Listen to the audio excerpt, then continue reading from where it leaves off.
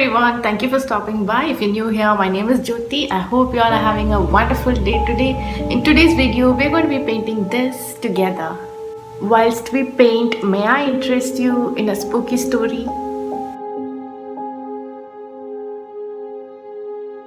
Have you guys seen the movie The Blair Witch Project or The American Haunting? That's right, the Bell Witch is the star of our video today. This story dates back to the 1800s and is centered on the Bells family of Northwest Robinson County, Tennessee. What sets this story apart from the other paranormal story is the number of eyewitness and affidavits and documents written by those who were involved in the haunting. According to the legend, the family and the local area was attacked by a mostly invisible entity that was able to speak and affect its physical environment and shapeshift. Let's rewind back to when it all began. In 1804, John Bell and his family settled on a 300-acre land which is now known as Adams, Tennessee. And 13 years later, the haunting would begin. John Bell was tending to his farm one day and he happened to see a strange-looking creature that seemed to appear like a black dog with the head of a rabbit. And in the coming weeks, John, his wife Lucy, and his children would hear pounding noises on the walls of his cabin. Initially, it would be the standard paranormal sounds like pounding on the door, slapping on the walls, airy chain rattling, and women whispering and dog barking. Soon these voices escalated and the spirit started acting out physically by throwing pillows across the room and tugging on the children's bed sheets and physically assaulting their daughter Betsy Bell. So many strange events started happening on the property. John would start seeing creatures on the property that looked like dog, and when he tried to take a shot at it, it would disappear. His son saw a large bird which he described was of extraordinary size, which was perched on the fence, and when he tried to approach it, it just took off.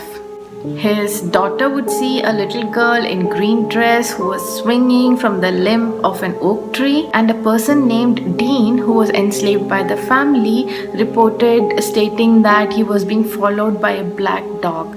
Initially, the family would keep this a secret, probably fearing retaliation from the staunch Baptist community back then. Eventually, John would confide in one of his close friends and they would together approach a preacher after the close friend also started experiencing paranormal activities at his place. Now, all these men were supposed to keep this paranormal activity a secret, but just weeks later, a lot of people were traveling to the Bell's property just to experience this paranormal activity themselves. Apparently, this made the haunting even more worse. The more people who tried to talk to this entity, the more attention it was being paid and the more louder it became. It was as though it was feeding off people's fear. This spirit is said to enjoy religious arguments and love to share gossip about activities in other households. So people were curious and they kept entertaining the spirit and fueling its power.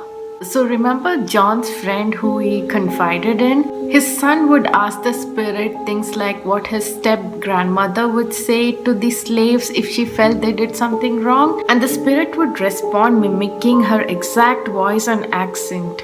The slavery part in the story is more scarier than the Bell Witch herself. So there were also skeptics who did not believe in this paranormal story, and they would come all the way from England or anywhere they are from just to visit the Bell's property to see it for themselves. And they would later go back to their place and they would have this exact paranormal activity there as well. And they would later write to John apologizing for not taking his word for it. At times, the spirit was nice to Lucy, John's wife. It would sing her songs and bring her fresh fruit and also state that she was the most perfect woman to walk on earth. So as this entity got stronger, it was beating the children and tripping the adults with greater intensity. Even its voice got louder. It would range from low and melodic to a shrill screech. And it announced its intention to kill John Bell. The spirit stated that Mr. Bell was a bad man. When the entity was asked to identify itself, it gave multiple answers as to who it was. It used to say things like, "I'm a spirit, I was once happy but now I'm disturbed." In one such claims, it said it was the spirit of a Native American who was enraged by the disruption of his grave by one of the bellboys. And at other times, it claimed that it was the doing of the neighbor Kate Batts. The neighbor Kate Batts was supposedly an outcast in the community. The family had little money and her husband was paralyzed in an accident, so she had to do most of the hard physical labor on her family's farm. The stories also portray her to be an attention seeker and who tries really hard to impress people. Judgments from 1800, y'all. Anyway, when Kate was approached with these allegations, she strongly denied it, but the entity continued to respond to the name Kate. The name Bell Witch is said to have been coined by the President Andrew Jackson when he visited the Bell's family home. Now, there is no reputable record of this visit except in one manuscript titled Our Family Trouble by Richard William Bell. Many say this story may not be true because some of the Bell children had fought under Jackson when he was a general, so he had a good reason to visit the Bell family and there was no paranormal encounter or anything. However, according to the legend, when Jackson and his men arrived at the Bell farm, their horses refused to cross the property line until a disembodied voice allowed them passage. The entity was largely absent from Jackson's visit, except for once when it attacked one of Jackson's men because he commented that the witch was scared of him because he had a silver bullet called the Witch Tamer in his pistol. There's always that one cocky dude in the gang. Are you scared, bro? The paranormal activities continued till John was approaching 70s and he began to fall ill. He was struggling to eat, claiming that it was difficult for him to swallow, and he suffered from frequent seizures. The legend says that the witch would laugh at John's misfortunes. John Bell died in 1820 at the age 70, and it is being said that John Bell Jr. found a bottle of poison near the bed. The Bell Witch is believed to have poisoned Bell and reportedly laughed and sang by his bedside during the funeral. A clairvoyant from Mississippi claims that this isn't what really happened. The Bells were not cursed. The land which they settled in was cursed. So when they disturbed the land, the curse kind of set itself in motion. She also claimed that it wasn't the entity that poisoned John, it was one of his slaves that poisoned John because he couldn't protect his daughter Betsy from being sexually abused by one of the family members. Anyway, the haunting is said to have died down after John Bell's death until it turned its attention to Betsy. And due to the witch's antics, Betsy had to break off her engagement to her fiancé back then. The witch is then said to have disappeared over time and then returned to John Bell Jr. 7 years later.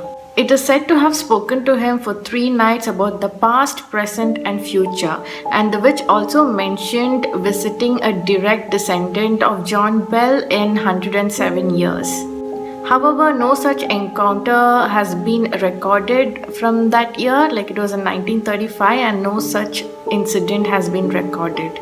Now, Lucy Bell, who is a direct descendant of John Bell Jr., says that a lot of people don't believe in this story. However, she has had a lot of strange experiences growing up in that house that she truly does believe there was an entity present there. In one such incident, she mentions that the witch didn't really like her father because he was linked to the mafia. Her father had bought a new stereo system which was like a luxury back then. Her father was planning to throw a gathering, but when Lucy walked downstairs, she saw the living room was filled with crickets, thousands and thousands of crickets that was making its way towards the music room and into the stereo system to ruin it. Lucy also claims that she was one of the people the witch actually liked, and the witch took care of the people it liked and also punished the people who needed to be punished. So some of the paranormal researchers are skeptic about the authenticity of this story. So I'm just going to read out what a few of these researchers have written. So one of the paranormal researchers, Brian Dunning, wrote that he chalks up the Bell Witch as nothing more than one of many unsubstantiated folk legends, vastly embellished and popularized by an opportunistic author of historical fiction. And another researcher, Joe Nickell, has written that many of those who knew Betsy suspected her of fraud, and the Bell Witch story sounds like a poltergeist faking syndrome in which someone, typically a child, causes the mischief. So that's it for today's story. I hope you enjoyed today's video and also painted this with me. Until next time, bye.